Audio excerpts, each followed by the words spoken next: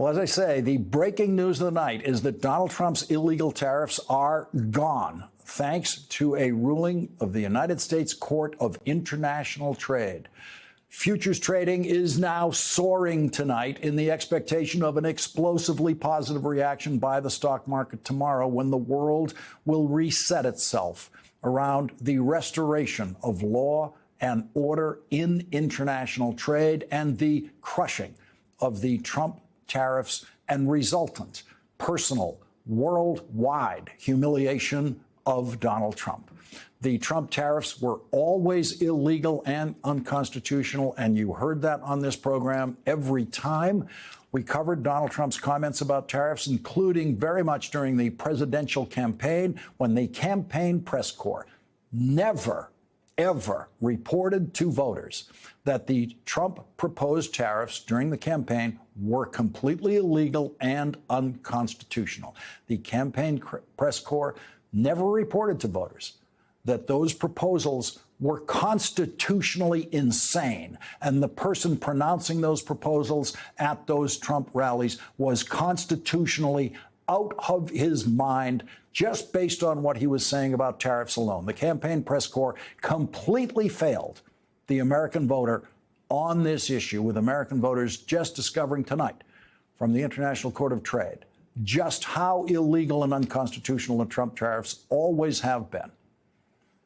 The United States Court of International Trade, which has exclusive jurisdiction over cases involving tariff disputes, has ruled unanimously that when it comes to tariffs, Donald Trump does not have, quote, unbounded authority, and the court sets aside the challenged tariffs. The court gave the plaintiffs suing the Trump administration even more than they expected. The plaintiffs include 12 states with Democratic governors who sued, arguing that the Trump tariffs are unconstitutional and illegal, and asked the court for at least a temporary injunction, temporarily blocking the tariffs. But the court went all the way and delivered a full and final ruling in the case, granting what the court calls a summary judgment against Donald Trump and all of his tariffs. So as of this hour tonight, it is no longer legal at any port of entry in the United States for a United States Customs Service to collect a single dollar of Trump tariffs. Civil lawsuits like this seldom have such total and complete and final victories just 2 weeks after the court heard arguments in the case. Victories in this case for plaintiffs at this stage of this kind of litigation are very unusual, but here we are. And as I've been reporting to you literally for years now, there are few things more clear in law than Congress's complete authority over tariffs. The Court of International Trade said in its opinion that even if Congress wanted to give Donald Trump power over tariffs, it would be unconstitutional to do so. Quote, an unlimited delegation of tariff authority would constitute an improper abdication of legislative power to another branch of government. Donald Trump's illegal tariffs were based on the International Emergency Economic Powers Act of 1977. And today, finally, the Court of International Trade said what I've been saying since the day Donald Trump invoked that law to support his tariffs. Quote, any interpretation of the International Emergency Economic Powers Act that delegates unlimited tariff authority is unconstitutional.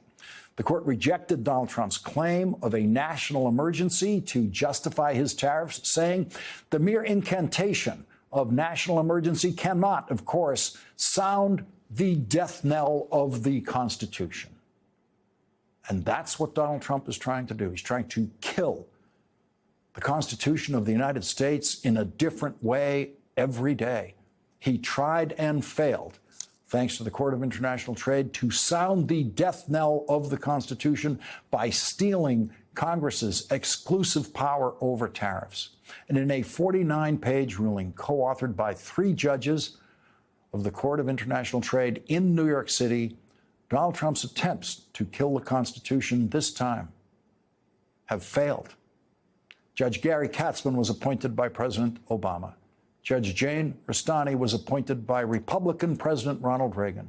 Judge Timothy Reif was appointed by Republican President Donald Trump. And those three judges unanimously agreed to every word in tonight's breaking news opinion that there is nothing in American law that can make Donald Trump's tariffs legal. Two sets of plaintiffs brought cases to the Court of International Trade, and in their unanimous opinion tonight, the court said the question in the two cases before the court is whether the International Emergency Economic Powers Act of 1977 delegates these powers to the president in the form of authority to impose unlimited tariffs on goods from nearly every country in the world. The court does not read the International Emergency Economic Powers Act to confer such unbounded authority and sets aside the challenged tariffs imposed thereunder. For Donald Trump's benefit, though he, of course, could never actually read a single page of a court opinion, but mostly for the benefit of the United States Supreme Court, the trade experts on the Court of International Trade wrote a brief history of international trade right in their opinion, and a brief history of international trade law for Donald Trump's Supreme Court justices to study because they know very little about international trade law. When Donald Trump, no doubt, appeals this case all the way up to the judges on the Supreme Court who he believes owe him their permanent loyalty. The trade court identified three different kinds of tariffs Donald Trump was illegally imposing and ruled against each of them, calling each of them illegal and unconstitutional. The court referred to tariffs imposed on countries to indirectly force them to somehow stop the flow of fentanyl around the world and other illicit drugs that are illegal, because tariffs cannot legally be used to leverage the behavior of other governments on issues other than regulated international trade. The court wrote, a tax deals with a budget deficit by raising revenue. A dam deals with flooding by holding back a river. But there is no such association between the act of imposing a tariff and the unusual and extraordinary threats that the trafficking orders purport to combat. The trafficking orders do not deal with their stated objectives. Rather, as the government acknowledges, the orders aim to create leverage to deal with those objectives. That use is impermissible, not because it is unwise or ineffective, but because Section 1701 does not allow it. The court laid out the legal specifics, striking down all of what Donald Trump calls his reciprocal tariffs. And throughout the opinion, the court was very clear that Congress would have the authority to impose any of these tariffs, but the president simply does not have that legal authority. In the same sense that the president does have the power to pardon people convicted of federal crimes, which Donald Trump is doing in the most corrupt manner in history, but Congress does not have the power to pardon people convicted of federal crimes. These distinctions in presidential and congressional power have always been easy and simple for people to understand, and no one has ever disputed them, just as no one has ever imagined prior to Donald Trump that a president has the authority to raise or lower tariffs. The court went through a painful recitation of all the tariffs Donald Trump has threatened to impose and then reduced and then postponed, saying every one of those decisions was made illegally.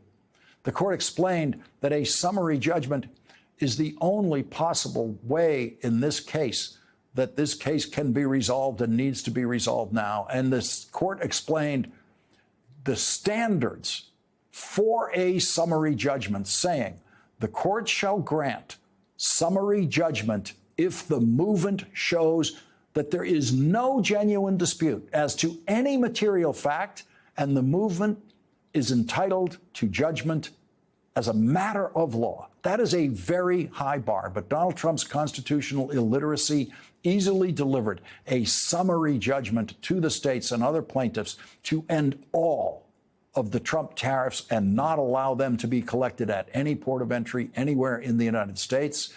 The court, of course, cited James Madison, writing in the Federalist Papers, on the importance of separation of powers and said an unlimited delegation of tariff authority would be unconstitutional. The court said, quote, The president's assertion of authority here has no meaningful limiting standards, essentially enabling him to impose any tariff rate he wants on any country at any time for virtually any reason. The court stopped that madness tonight. It's over. The Trump tariff madness ends now. The court said Donald Trump's attempt to use our international trade balance of payments with countries around the world as a reason for a president to impose tariffs was illegal and unconstitutional. Donald Trump has lost in court many times before, most notably in the 34 guilty verdicts returned against him by a jury of his peers in a criminal case in Manhattan last year. And the judgment against Donald Trump by the Court of International Trade will now take its place among those legal cases in which Donald Trump has lost, and lost decisively on every single point that Donald Trump raised in the court. There is not a single word that was said by Donald Trump's lawyers justifying his tariffs that was accepted by a single judge on the Court of International Trade, including the Trump-appointed judge who joined this unanimous opinion. And so tomorrow, when Donald Trump stands before a microphone and lies to the American people about his tariffs, it will be another worldwide humiliation day for Donald Trump.